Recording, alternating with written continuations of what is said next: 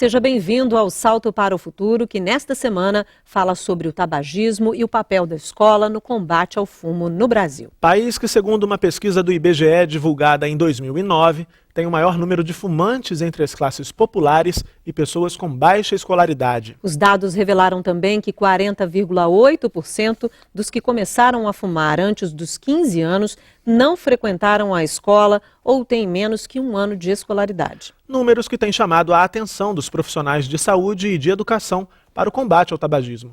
Tema do debate de hoje, aqui no Salto para o Futuro. Participam do programa a psicóloga Cristina de Abreu Pérez, integrante da Secretaria Executiva da Comissão Nacional para a Implementação da Convenção Quadro para o Controle do Tabagismo, a CONIC.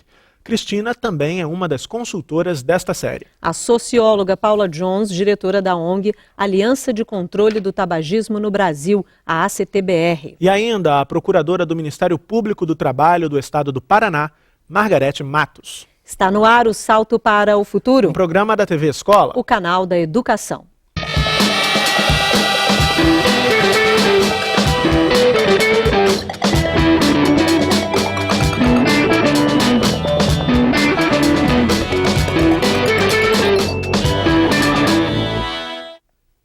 Se você tem alguma pergunta ou comentário a fazer sobre tabagismo, não perca tempo. Escreva para salto@mec.gov.br ou, se preferir, fale ao vivo com a gente. Basta ligar para 0800 282 6757.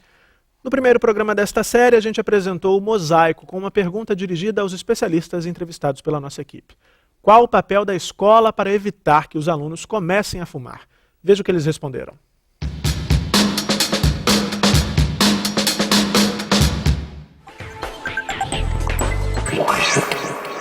Qual é o papel da escola na educação das crianças para que elas não comecem a fumar? Na minha compreensão, é informar ao máximo sobre os malefícios do cigarro.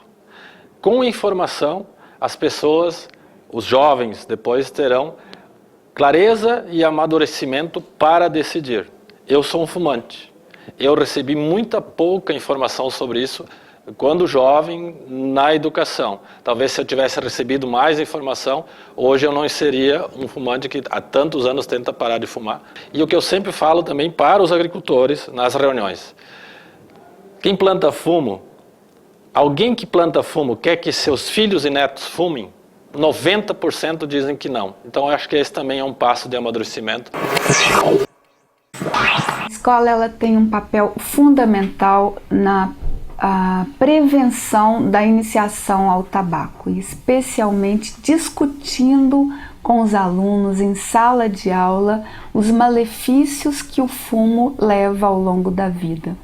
Então, se todos os estudantes estão conscientes disso, realizando trabalhos, atividades na escola, certamente nós vamos reduzir a exposição ao tabagismo junto aos nossos jovens. A escola tem o papel de promover a não aceitação social do tabaco, promover a não aceitação de fumar dentro das dependências da escola, de educar seus professores para que eles possam apoiar as crianças no sentido de ensiná-las a não fumar e a não aceitar que fume perto dela. A escola tem o papel de ajudar as crianças e adolescentes que queiram parar de fumar a pararem de fumar. A escola tem um papel fundamental na conscientização e na educação dos alunos sobre os malefícios do cigarro.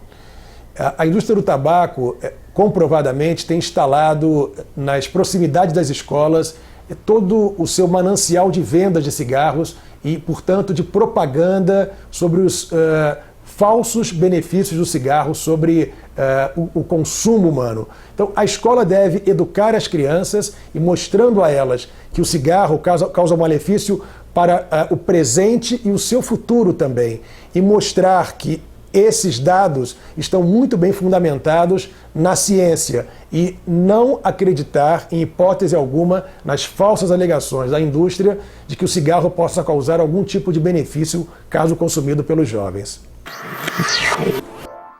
Bem, quero agradecer a presença de vocês aqui no programa hoje. Quero começar pela Cristina, também com a mesma questão ali do mosaico. Qual é o papel da escola para evitar que os alunos comecem a fumar? Pois é, Bárbara, a escola tem um papel muito importante, um papel fundamental nessa escolha de começar ou não a fumar. É importante que a escola seja um espaço para discutir esse assunto, para esclarecer esse assunto, né? Porque a indústria do tabaco, durante muitos anos, ela veio contando uma história que não era verdadeira, que fumar trazia sucesso, trazia beleza, trazia dinheiro, né? E a gente sabe que, na verdade, fumar traz doenças, traz morte. Então, a escola tem que ser um espaço democrático dessa discussão, para que as crianças falem também da pressão que elas sofrem de começar a fumar, do assédio que elas sofrem, né, da indústria do tabaco, porque isso ainda acontece, infelizmente, no nosso país. Então, acho que é um espaço de esclarecimento, principalmente, né, para que a criança tenha informação, para que ela não comece a fumar, para que ela não se exponha à fumaça do tabaco. Isso também é muito importante. As crianças são um fator imprescindível nas casas, nas famílias, para que os pais parem de fumar também. E também para que elas que já estão fumando tentem parar de fumar, né? Também tem que ser possível essa discussão de que parar de fumar é bom, é positivo, né? Se livrar de uma droga é um passo muito importante que qualquer pessoa pode dar.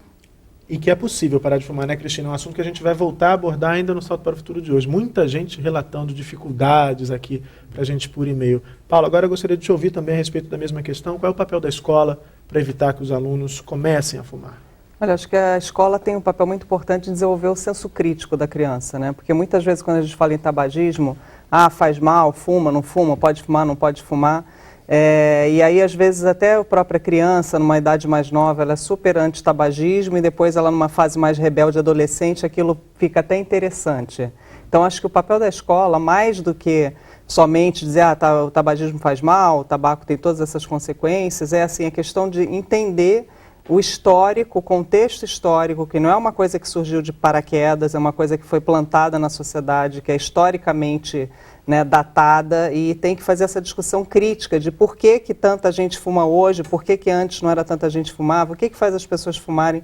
Então, desenvolver esse pensamento crítico do contexto social. O que faz a gente querer ter alguns comportamentos e outros não, né? O que me faz gostar da marca X e não da Y? Quer dizer, então, desenvolver esse pensamento crítico, porque a história do tabagismo, ela diretamente ligada a um negócio bilionário que investiu bilhões para criar necessidades de consumir esse produto na sociedade. Então tem que desconstruir essa história e eu acho que a escola pode fazer isso. Margarete, a mesma questão. Qual é o papel da escola? Eu acho que, primeiramente, deve fazer parte do conteúdo pedagógico da escola, do plano educacional, e com a formação principalmente dos professores, para que depois eles possam passar esse tema para os alunos. O que a gente tem visto são apenas campanhas esporádicas, levando poucas informações, e acho que daí a prevenção ela fica bastante prejudicada. E ter muito cuidado também, porque a indústria ela tem que se aproximar cada vez mais desse espaço escolar, para de uma forma subliminar passar essa mensagem de que consumir cigarro é glamuroso, é bacana e que ela é socialmente responsável. Todos os recursos que sejam obtidos de uma indústria como essa, que provoca a morte, eles devem ser vistos apenas como indenização. Então, a imagem da indústria ela jamais pode ser passada dessa forma, como socialmente responsável. E isso a escola tem que ter todo cuidado na hora de elaborar projetos ou programas em parcerias com a indústria do tabaco. Bom, já temos a primeira participação por telefone no Salto para o Futuro de hoje. É a Rose Irene, de Paraíba do Sul, aqui no Rio de Janeiro. Tudo bom, Rose? Ninguém fumando por aí não, né? Olha, só que temos uma.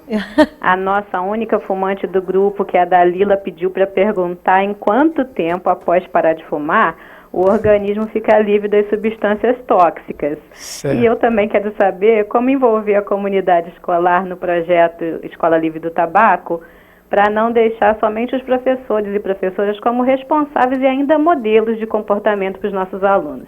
Boa noite a todos e obrigada. Obrigado, Rose. Abraço para a Dalila e continua tentando, viu, Dalila? Não desiste, não. É verdade, eu ia falar que depois dessa série a gente já deu aqui vários motivos para a Dalila deixar o cigarro, parar de fumar.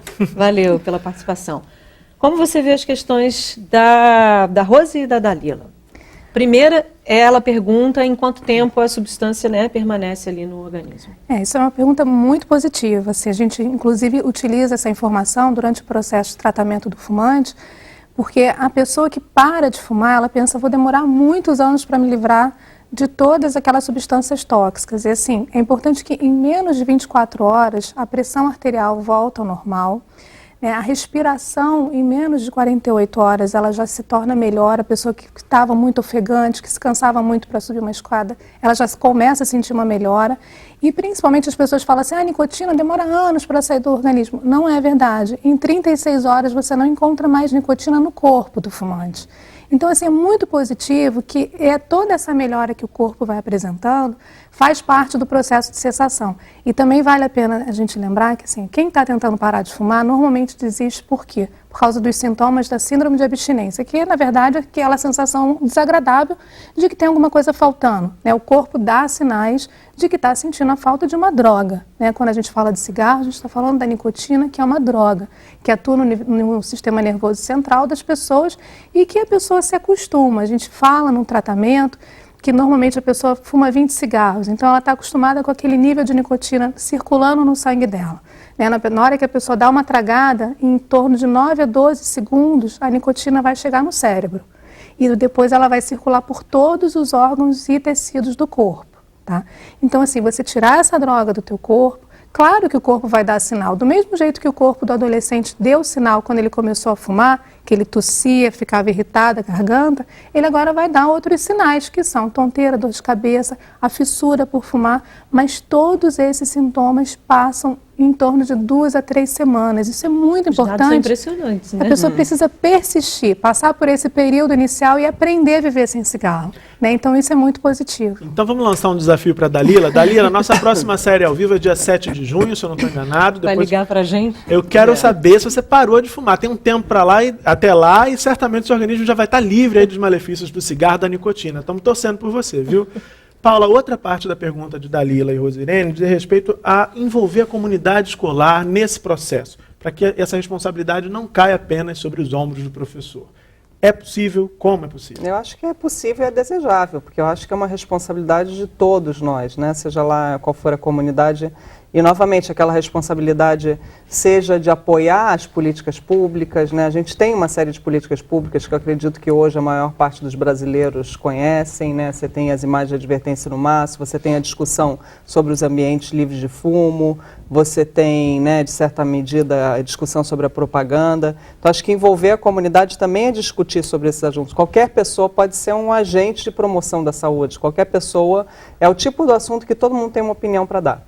Se tem um assunto que todo mundo tem o que dizer, é a questão do tabagismo, né? Então, acho que isso tem que ser aproveitado em prol dessa mobilização da comunidade. Inclusive, existem manuais disponíveis, né? Se ela quer utilizar o manual, depois a gente pode passar até o contato. Existe um manual, assim, para a formação de agentes de promoção da saúde, com foco específico nesse tema, que tem várias dicas de que tipos de trabalho você pode fazer a nível comunitário para envolver a comunidade sobre o assunto.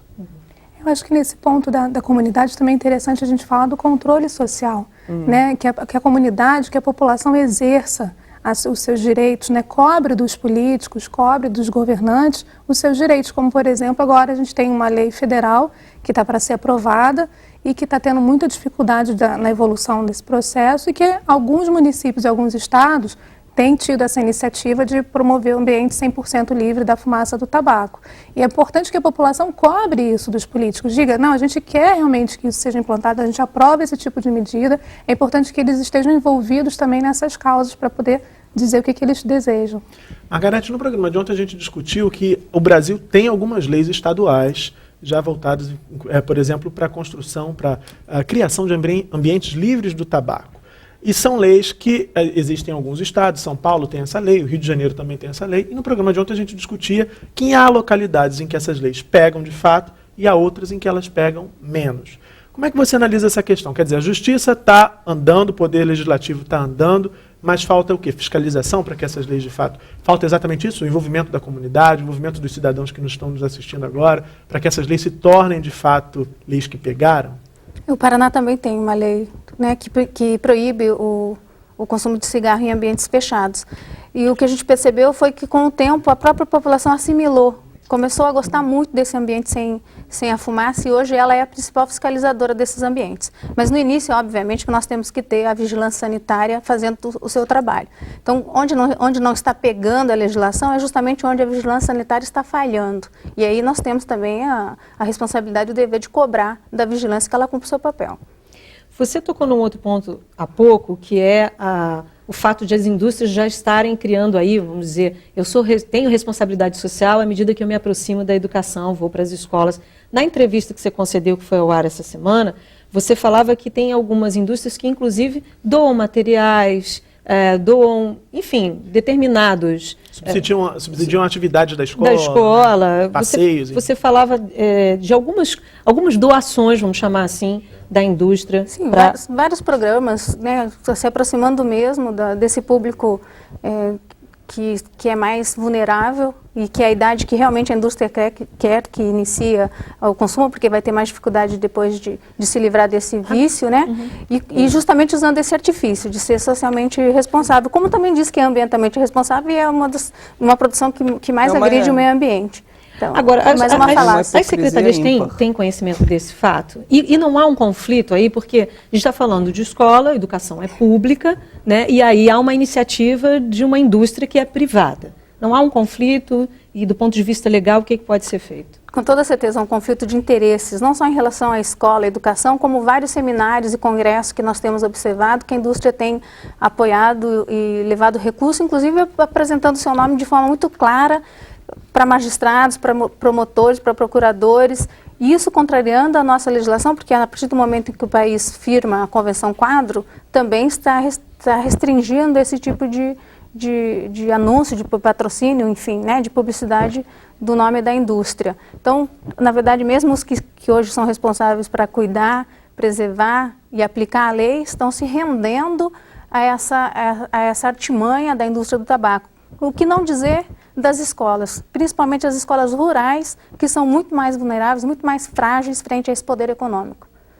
Tá certo. Bem, os textos dessa série estão disponíveis na página eletrônica do Salto para o Futuro. Anote aí o endereço www.tvbrasil.org.br/salto. Além dos textos, você pode trocar ideias com outros professores no fórum. E desde o início da semana está no ar no nosso site a enquete da série sobre tabagismo. A gente quer saber a sua opinião. O que é mais eficaz com relação às ações promovidas nas escolas para o enfrentamento do tabagismo entre crianças e jovens? E as alternativas são: as informações sobre os malefícios causados pelo uso do tabaco, o desenvolvimento da consciência crítica com relação às manipulações publicitárias, ou o conhecimento da legislação e da política de controle ao tabagismo. No final do programa, vamos saber qual a opção mais votada e comentar o resultado da enquete. O primeiro bloco do programa de hoje está chegando ao fim, por isso não perca tempo. Se você tem perguntas sobre o tema em debate, ainda dá tempo de participar. Envie um e-mail para salto@mec.gov.br ou então ligue para a gente. O telefone é 0800 282 6757. Depois do intervalo, vamos continuar o debate sobre tabagismo. Salto para o Futuro, volta já.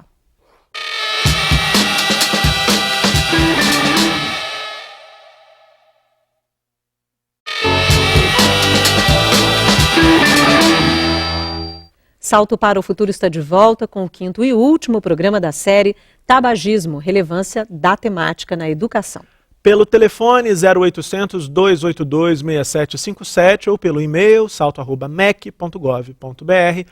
Você também pode e deve participar desse debate. Não deixe de dar a sua opinião na enquete desta semana. A votação está quase no final, mas você ainda pode participar. Acesse www.tvbrasil.org.br/salto e vote. Bom, quem escreveu lá para o nosso e-mail foi o Anderson Pereira, Cristina. O Anderson diz o seguinte: ele tem 25 anos, começou a fumar aos 14 anos de idade.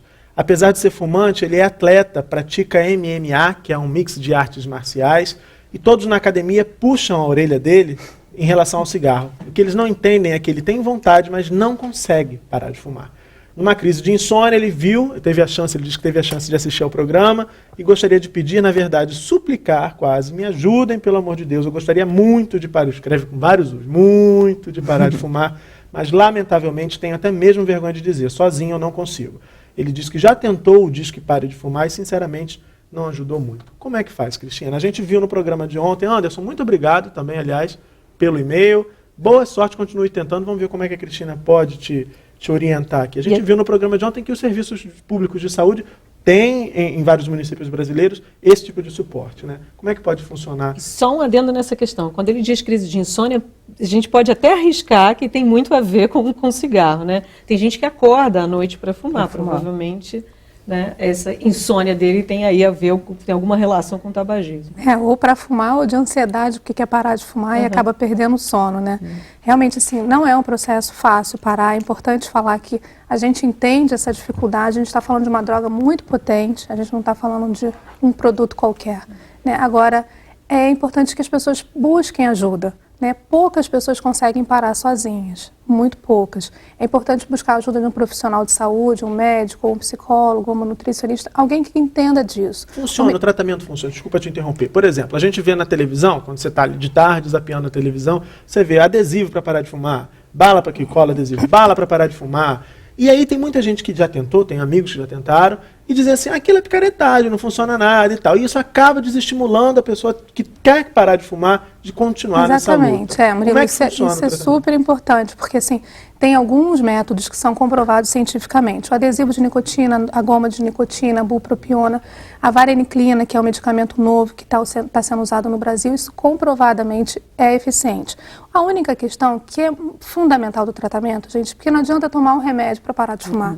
Parar de fumar é mudança de comportamento. E mudança de comportamento não é fácil. A gente tem que estar dentro de um programa em que a gente vai aprender a parar de fumar e a viver sem o cigarro. É importante marcar uma data, é importante a partir daquele dia não guardar cigarro, porque a tentação é muito grande. A pessoa pensa, não, eu vou fumar só um cigarrinho, eu não vou voltar a fumar. E dependência da nicotina eu tenho um reservatório inteiro de nicotina. Se eu der um pouquinho aqui embaixo, eu vou querer encher ele todinho e eu preciso de ajuda. As pessoas tem gente que, inclusive, precisa de ajuda psicológica. Eu acho que eu posso falar que como ex-fumante, eu acho que o Anderson tem o quê? 24 anos, 25 anos.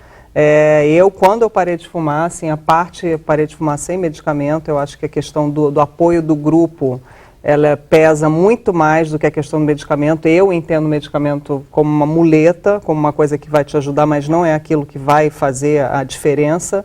E o que eu acho fundamental é o apoio de grupo. E apoio de grupo, ele certamente é um internauta, mandou um e-mail. O apoio de internauta, o apoio de grupo pode ser via internet. Tem N blogs, na época em que eu parei de fumar, eu fiz um blog, tinham vários outros blogueiros que se apoiavam, entravam um no blog do outro diariamente, dando mensagem de apoio, e aquilo era assim, era um momento que estava na fissura, entrava no blog, mandava mensagem, socorro, me ajuda, e aquilo fez toda a diferença do mundo. Quer dizer, acho que tem vários caminhos a se procurar, que não necessariamente somente o tratamento com o especialista é ideal, mas se não encontrar, se no município dele for difícil achar, eu acho que existem alternativas que ele pode buscar e uma delas é a internet. O importante é ter essa vontade, né? Só para dividir uma experiência, minha mãe, Dona Ismênia, minha mãe, fumou muito, começou a fumar com 18 anos, enfim, um belo dia ela cismou, deixou o maço de cigarro em cima da televisão e falou, não vou mais fumar com você. E aí parou de fumar e ficou bem. Eu acho que o importante também é ter esse desejo, esse primeiro passo. Pois é, a gente até conversava na época que fazíamos a série, preparávamos,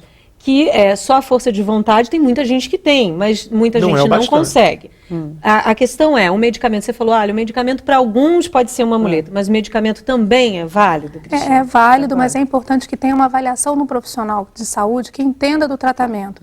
Não adianta nenhum médico prescrever um adesivo de nicotina para a pessoa. Eu já recebi pacientes vai para casa, te dei um remédio, que chegaram dizendo, olha, eu já tentei a goma de nicotina, não adianta nada, já tentei o adesivo, porque não usou corretamente. Tem que estar dentro de um programa, é importante isso. Acho que a Paula falou, tem muita validade. Hoje a gente tem muitas fontes de informação, tem os blogs, tem sites. Infelizmente, no Brasil a gente não tem muita coisa para parar de fumar, mas fora do Brasil as pessoas podem procurar o passo a passo como deixar de fumar e dentro do site do INCA também é possível você receber informações sobre isso. Eu quero chamar a Maria José de Bacabal do Maranhão, que está aguardando, e mandar um abraço para a Dona Ismênia. Parabéns para a mãe do Murilo, que conseguiu parar de fumar. Pois é. Agora a gente vai ouvir a Maria José, lá de Bacabal. Oi, Maria José. Não fuma não, né, Maria José? Tudo bem. Que estratégia pode ser usada pela escola para conscientizar os alunos dos males causados pelo tabaco quando os pais são fumantes? Muitas vezes os filhos vão aconselhar, eles dizem que quem não fuma também morre. O que fazer? Obrigada pelo programa que está ótimo. Que bom, Maria José, que você gostou. Acho que você nem ouviu, eu fiz uma brincadeira. Eu falei, Maria José, você não fuma não, né? Espero que não também. A gente conta com você na próxima série. Essa pergunta tem a ver com um e-mail enviado pelo Flávio Franklin Fidelis Alves, do distrito de Cepilho, Areia, Paraíba. Flávio, obrigado. Ele diz, sabemos que ultimamente um dos assuntos mais abordados em entrevistas, salas de aula e no espaço escolar diz respeito à frequência com que o tabagismo encontra-se na sociedade brasileira, principalmente entre jovens, alcançando progressões em escalas bastante preocupantes. O que pode ser feito além da sensibilização, quer saber o Flávio, Maria José também, para que esse número diminua acentuadamente, até que ponto a lei que proíbe o uso do tabaco em determinados ambientes tem contribuído na melhoria da saúde pública do fumante e do não fumante. Quer dizer, temos várias partes. Maria José quer saber o que a escola faz quando o pai está dizendo em casa para o menino assim, quem não fuma também morre. Paula, como é que você responde essa questão? Olha, eu acho que aí as duas perguntas, de certa forma, elas tocam na questão da importância das políticas públicas, né, restritivas ao tabagismo, que no Brasil vem tendo uma queda na prevalência. Essa queda na prevalência está ligada diretamente às políticas que o Brasil adotou nos últimos anos. Então, muito além daqui, então, quer dizer, a partir do momento em que não é mais permitido você fumar dentro do bar, dentro do restaurante, dentro do ambiente de trabalho, dentro da própria escola, até muito pouco tempo atrás, o professor fumava na sala dos professores, em alguns lugares talvez isso ainda ocorra. Quer dizer, a partir do momento que você cria esse novo paradigma, essa nova forma de ser que não aceita mais esse tipo de comportamento, você vai mudando esse paradigma. Com relação aos pais, o que acontece hoje em dia é que é uma geração anterior. Então, assim, é uma geração em que era permitido se fumar em algum lugar. Quer dizer, é uma mudança muito grande para esses pais. E muitas vezes os filhos acabam sendo as pessoas que sensibilizam os pais a deixar de fumar. E tem outras políticas que são muito importantes, as imagens de advertência, tem casos de N pessoas que deixaram de fumar em função daquela informação. E aí, com relação ao comentário, né, todo mundo morre de alguma coisa, isso é fato, mas a qualidade de vida das pessoas que têm uma doença associada ao tabagismo, uma pessoa que nunca fumou, não tem nem comparação, né? Agora, Margarete, ontem falávamos dessa história dos estabelecimentos, né? A gente até comentou que em alguns lugares, né, em alguns estados que aderiram à lei de restrição, talvez estejam funcionando, esses estados estejam funcionando melhor do que aqui no Rio de Janeiro, por exemplo, que é o lugar em que a gente tem experiência. A gente falou, até Murilo brincou com a ideia de, alguns estabelecimentos estão criando o chamado puxadinho para fumar, né? O fumódromo de uma outra forma, né? Você tem lá um bar que tem uma varanda, naquela varanda não pode fumar, porque se é um lugar fechado, né, não pode ter cigarro ali, fumaça, mas aí os bares estão criando um puxadinho, olha, eu vou para fora ou para a calçada, ponho um toldo e ali eu posso fumar. Então você distribui os cinzeiros, inclusive recebendo aqueles promoters que a gente falava até, aquelas jovens vendendo cigarro, um preço um pouco mais barato, atraindo você falava isso na entrevista que a gente fez para a reportagem. O que, do ponto de vista legal, é possível ser feito por um cliente que está insatisfeito com isso? Eu não quero estar naquele ambiente, aquilo ali é ilegal, a gente sabe que é ilegal, esse fumódromo mascarado. Do ponto de vista legal, o que o cliente pode fazer, o não fumante pode fazer? Denunciar. Né? As pessoas elas se incomodam muito pouco quando tem que agir. É fácil reclamar, né, falar com os parentes, com alguém que está do lado, mas pegar o telefone ou preencher um formulário para denunciar, o brasileiro costuma achar isso muito difícil, costuma ser muito passivo, ou às vezes até omisso, que eu acho que a omissão tem sido a pior coisa que a gente tem vivido aqui no Brasil. Quanto mais omisso, menos a gente tem o nosso sistema funcionando. E denuncia para quem, Margarete? Liga para a polícia? Enfim, eu também não sei. Onde existe a lei já em vigor, todo bar é obrigado a manter o cartaz com a informação da denúncia, para onde ele deve telefonar ou encaminhar a sua denúncia. E tem mais uma situação que eu acho que é importante a gente colocar. Com lei ou sem lei, é sempre um ambiente de trabalho, portanto não pode haver o consumo de cigarro. Então pode também ser denunciado, deve ser denunciado ao Ministério Público do Trabalho local, da região, enfim, do Estado, para que ele também tome providências para garantir a saúde de quem trabalha, porque afinal de contas quem está trabalhando não é obrigado a consumir o tabaco de uma forma transversal, né?